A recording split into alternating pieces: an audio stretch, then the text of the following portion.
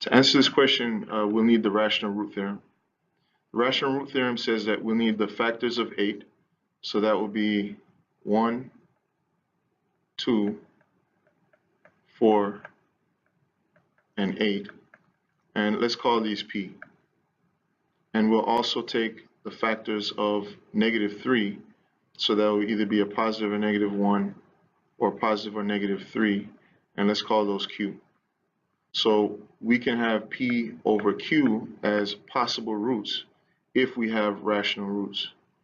So think about it. Which of these answer choices is something that you couldn't get if you put these numbers over these numbers? Well, there's no way to get 5 from putting either 8, 4, 2, or 1 over 3 or 1. So we'd automatically eliminate that. Similarly, we couldn't get 3 by doing that either. So that leaves us with either A or C. And by the way, A should have been a -4. So if we're going to use the remainder and factor theorems, it would be a good idea to use synthetic division. So the remainder theorem says that if we want to evaluate, for example, f of -2, we could just use division, and whatever the remainder is going to be our value at f of -2. So let's say that we tried that out. So we're trying -2, and for our synthetic division, we're using the coefficients -3, -7, 22, and 8. So we drop the -3, multiply. So -2 times -3 is going to be a +6. We add that, that's going to be a -1. We multiply -1 times -2, that's going to be a +2. We add that, that's 24. We multiply again, -2 times +24 is -48. We add that, that's going to be a -40. So this is our remainder. So we're saying that f of -2 is -40. According to the factor theorem, we'd only have a root if our value was 0. So clearly, -2 is not a root. In other words, x plus 2 is not a factor. So what that means is that we're going to eliminate this as a possibility. We know by now that it's -4, but let's just go ahead and try it anyway. So -4, we have -3, -7, 22, and 8. So again, we drop the -3. -3 times -4 is a +12. We add them, we get a +5. We multiply again, we get a -20. We add, we get 2. We multiply again, we get a -8. And now -8 plus +8 is 0. So we have a remainder of 0. In other words, f of -4 is 0, meaning that -4 is a root, which means that x plus 4 is a factor. So our answer here is A. If we're going to apply the remainder and factor theorem to see which one is not a 0 or a root, we're going to basically end up using synthetic division. So let's say that we tried a +7. So +7, and we're going to go ahead and put the coefficients in. So -6, +21, 138, and 63. So we can drop the -6. If we multiplied 7 times -6, that's -42. If we add it, that's a -21. If we multiply it, that's going to be -147. So now we're going to add these, and that's going to give us -9. So if we multiply it again, so 7 times 9, that's going to be -63. And so we end up with 0. So what that says is that f of 7 is equal to 0, which means that 7 is a root.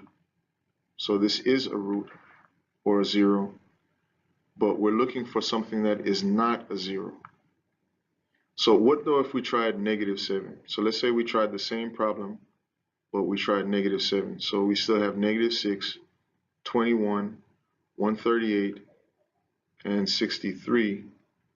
So we drop the -6, we multiply it, This time we have a positive 42. We add that, we get a positive 63. We multiply that by a negative 7. So this would be negative 441. And when we add that, that would be negative 303. And if we multiply that, clearly we see that there's going to end up being a problem. But let's just go ahead and finish this. We'll get 2,121.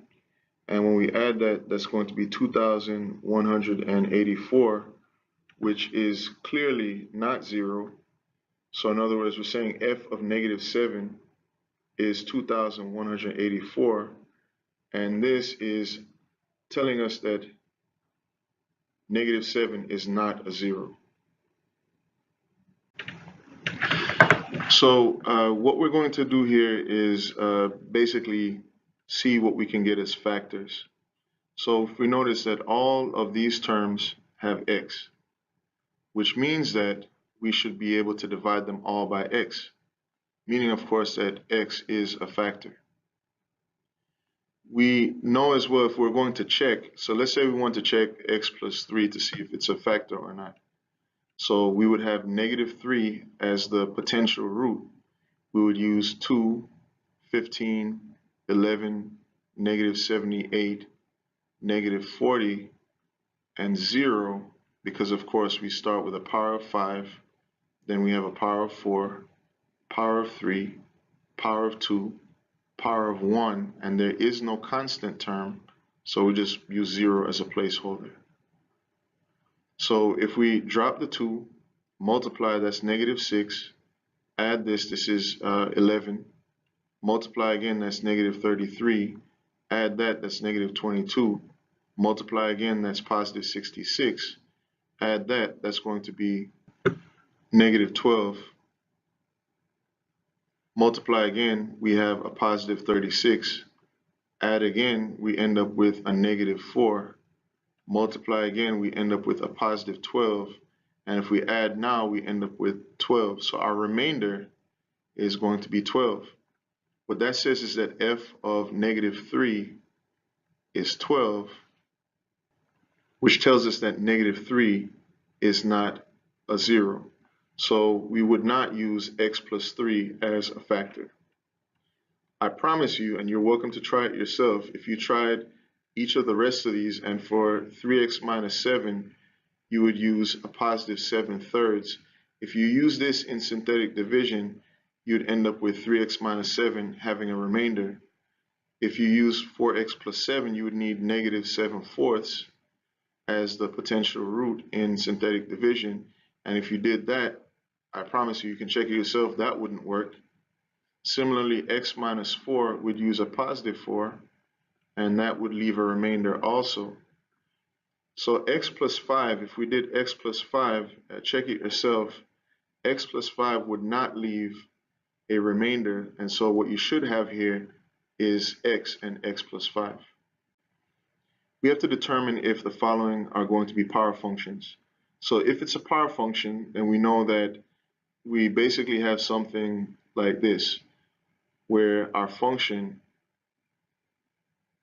has a non-zero, so this number cannot be 0, a non-zero coefficient, and also a non-zero power. This power, by the way, cannot be a variable. So as an example, if we had 5 times 3 to the x, it wouldn't qualify because we have x as the power. So it turns out that 4 and 5 are both power functions. The constant of variation on question 4 is 4/5, and we know that the power is going to be 8. On number 5 here, the constant of variation is 18, and the power is going to be negative 3/7.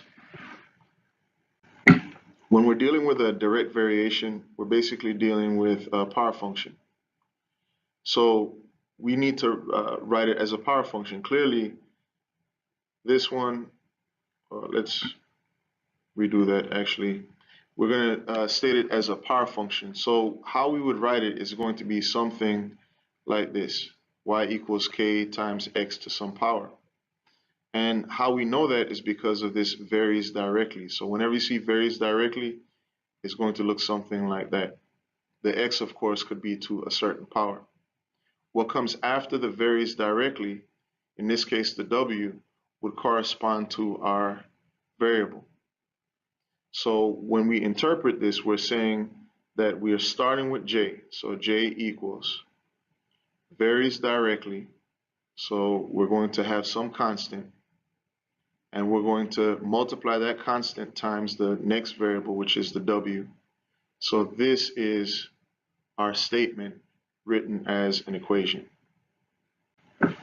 To determine if a function is even or odd, what we're going to need to do is to substitute negative x and see if it's going to be the same or the opposite when we do all that.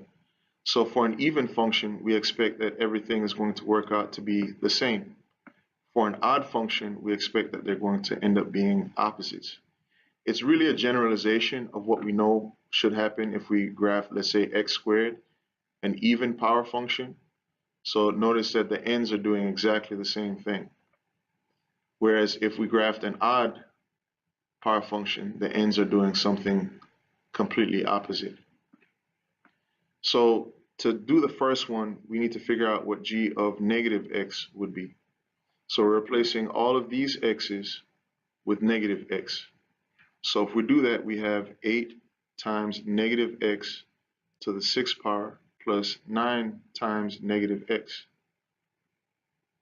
So if we do negative x to the 6th power, that's basically negative x times negative x times negative x times negative x times negative x. So that's 5 times another negative x. These two would give us positive. These two would give us positive. These two would give us positive. And so our product would be positive. So in other words, 8 times negative x to the 6th is basically 8 times a positive x to the 6th. A positive times a negative is a negative, so minus 9x.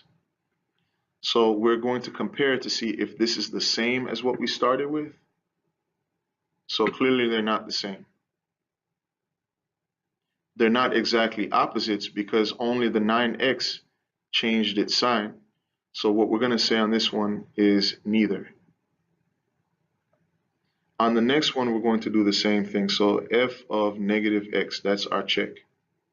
So we'll replace all these x's with negative x.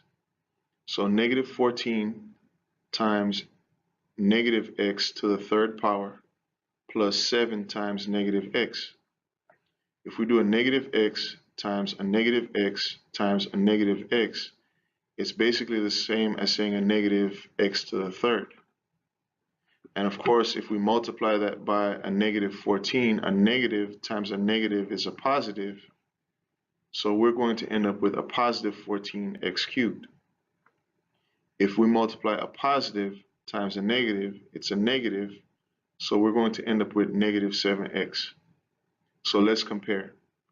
So what we have here compared with what we started with is the exact opposite.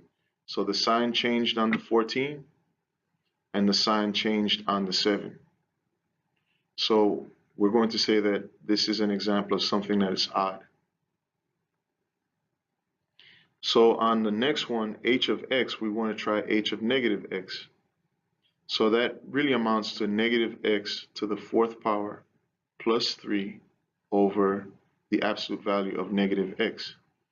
First of all, we want to remember that the absolute value of negative x is the same as the absolute value of x. In other words, if I do absolute value of negative 5, I get the same result as absolute value of 5, that these are exactly the same.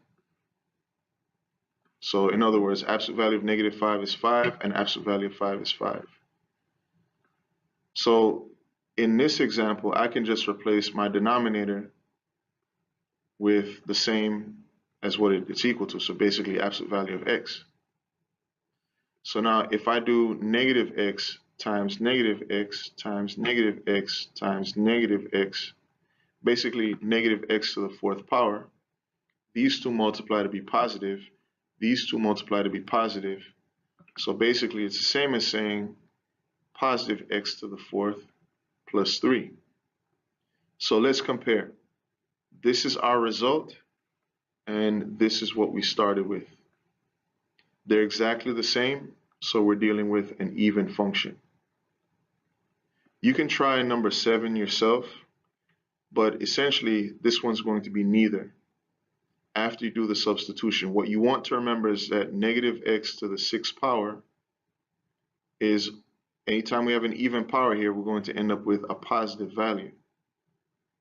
And also negative x to the 5th power, which is basically negative x times negative x times negative x 5 times, that this is basically going to give us a negative x to the 5th. So go ahead and reason on it yourself. Let's go ahead and move on to the next problem.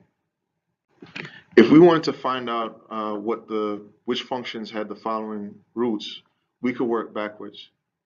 So we know that what a root does is basically completes an equation where we have something equal to 0.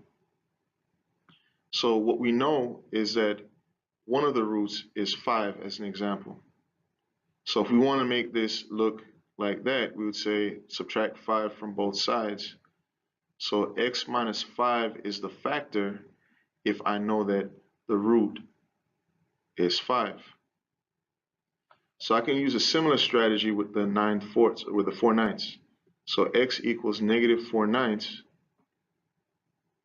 I could, first of all, if I wanted to, I could get rid of the fraction by just multiplying both sides of my equation by 9. So then I would end up with 9x equals negative 4. I want to make this equal 0, so I'm going to add 4 to both sides. So 9x plus 4 is equal to 0.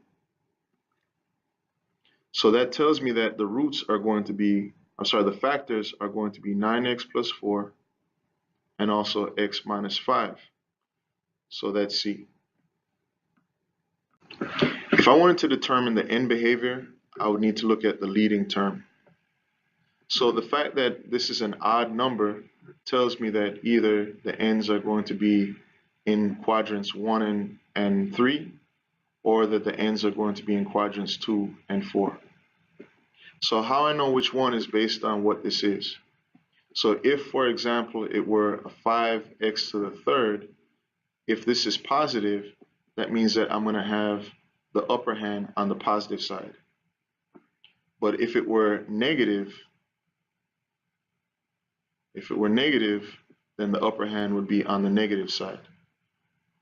So what we have here, we're saying that a is less than 0. Basically, if this is 0, then a would live down here. So a is a negative number. So because a is a negative number, then what we know is that the ends would be here. Let's fix that. Because a is a negative number, we know that the ends would be, the upper hand would be on the negative side, and they'd alternate in this way. So what that tells us is that on the right hand side, so as x goes to infinity, so on the right hand side, our function is going down. So our function is going down on the right hand side. And on the left hand side, our function is going up. So this is the end behavior. If we wanted to find the function in standard form here, let's first look at the zeros. So if one of the zeros is 3, that means the factor was x minus 3. And if one of the zeros is radical 7, that means the factor was x minus radical 7. Remember, a square root is just a number, so it's basically the same pattern as what we already know. We're saying that the leading coefficient is negative 2, so that means that we're multiplying by negative 2. So this is our function in factored form, but it says standard form. So what we're going to need to do is basically multiply. So if we multiply it out, x times x is x squared, x times radical 7 is going to be negative radical 7x. Negative 3 times x minus 3x, and negative 3 times negative radical 7, that's going to be plus 3 radical 7. And we still have to multiply all of this by negative 2. So then that's going to give us negative 2x squared plus 2 radical 7x plus 6x minus 6 radical 7. So this is our equation in standard form. To get the factored form, what we're going to notice is what the roots are. So the roots here are going to be negative 2, also 0, and 1. So those are our roots. So the factor that would go with each, with negative 2, the factor would be x plus 2. For 0, it would just be x. For 1, it would be x minus 1. Now let's look at the multiplicities. It goes through at negative 2. It goes through at 0, and it goes through at 1. So that means that all of our multiplicities, all of what we're going to put in these circles here, are going to be odd numbers. So at 1, notice that it just goes straight through and doesn't flatten out at all. So we're going to say that the power is 1, the lowest odd number that we can have. At negative 2, it flattens just a little bit around here, and here. It's turning a little bit. So we're going to say that the next one up could be maybe 3. And it's very flat, or a lot flatter, around 0. So we're going to say maybe the power was 3.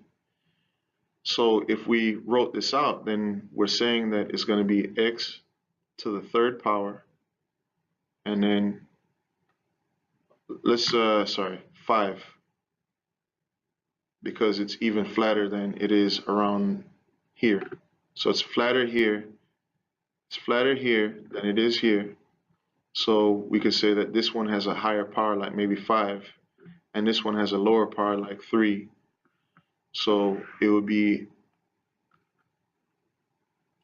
x to the 5th power and x minus 2 to the 3rd power, and then we're also going to have x minus 1. Excuse me a second, this was x plus 2. So those are our factors. For the domain, because it's always going on this side, that we're going to continue to be able to make the graph, and the same thing on this side, we're going to continue to be able to make the graph. The domain is going to be from negative infinity to positive infinity. The range is also similarly from negative infinity to positive infinity. To determine where it's increasing or decreasing, we have to remember that around the maximum, if we drew a tangent line, it will be flat, so the slope will be 0. So it's neither increasing nor decreasing right there. The tangent line here is also going to be 0. So that means it's neither increasing nor decreasing at that minimum value either. So these are a basis for us to cut our graph. So we're going to cut our graph here, and we're also going to cut our graph here along the minimum. If we started drawing tangents, so at this particular point, if we drew a tangent, the slope of that tangent is positive. If we took a point here and also drew a tangent line, it would also be positive. So anything on this side between negative infinity and this value here, which is at negative 1.3 for the x value, it's increasing between there. For the same reason, if we took points here and started drawing tangent lines, all those would have positive slopes also. So between 0.855 and infinity, it's also increasing. So for the intervals that it's increasing on, the first interval would be from negative infinity to negative 1.3. Also, we would have the interval 0.855 to positive infinity. And by the same reasoning, between those values, so between negative 1.3 and 0.855, it's decreasing. Our relative max is this value, and our relative min is this value. So that's what we'd have here. We have no roots of multiplicity 2 because there's no bouncing. So if it bounced, then what we would expect, if this is a root, then something like that would happen, or something like this would happen. So nowhere in the graph does it do that, so there are no roots of multiplicity 2. If we wanted to divide this using synthetic division, we will put 3 in our box here. We would use 1, 15, 30, and negative 98 as our coefficients. We will drop the 1. 3 times 1 is 3. Add 15 and 3, that's 18. 3 times 18 is 54. Add 54 to 30, that's 84. Multiply 84 times 3, that's 252. Add it with negative 98, and that's 154. So we have a remainder of 154. Remember that the original powers were 3, 2, 1, and then 0. So when we divide, the powers go down. So this one's going to go with a power of 2. So we have 1x squared plus 18x plus 84. And then we have our remainder here that we need to write. So it's a positive remainder. We're going to add 154. But a remainder means that we're not done dividing. And we were dividing by x minus 3. So this is how we would write our answer in fraction form.